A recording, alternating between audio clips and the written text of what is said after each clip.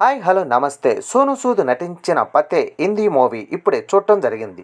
ఈ మూవీ ఎలా ఉందో ఒక్క ముక్కలో తెలుసుకుందాం. మూవీలో సోను సూద్, జాక్వాలైన్ ఫెర్నాండెస్, విజయరాజు, నషిక్ షో ముఖ్య పాత్రలు పోషించగా ఈ మూవీకి సోను సూదే స్వయంగా దర్శకత్వం వహించారు. ఇక కథ రచన కూడా సోను సూదే కావటం విశేషం. ఇక ఇండస్ట్రీ రివ్యూలోకి వెళ్లే ముందు ఈ వీడియోకి లైక్ చేయండి, అలాగే ఈ ఛానల్ ని సబ్స్క్రైబ్ చేసుకోండి. పంజాబ్ లోని ఒక గ్రామంలో ఫతే సింగ్ అనగా సోను సూద్ మిల్క్ డైరీ నడిపిస్తూ ఉంటాడు. తన ఫ్యామిలీకి దగ్గరైన అమ్మాయి నిమ్రతా కౌర్ అనగా శివజ్యోతి రాజ్పుత్రి యాప్ ద్వారా లోను ఇచ్చే వ్యాపారంలో ఏజెంట్ గా ఉంటుంది. అయితే లోను యాప్ ద్వారా ఎంతో మంది నష్టపోతారు. ఇది తెలిసిన నిమ్రత ఎదురిస్తుంది.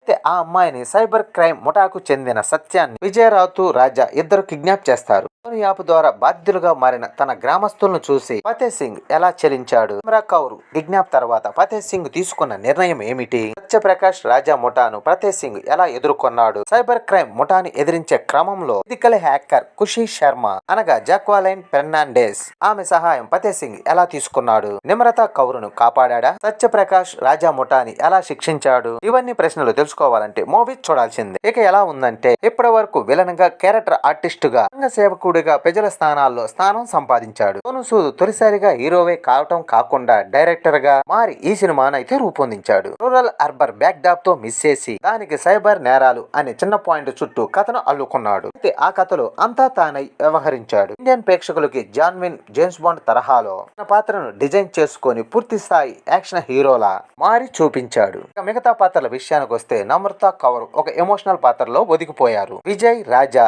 సచిదుద్దీన్ షో వీరిద్దరు విలన్ పాత్రలు అయితే ఆకట్టుకున్నారు.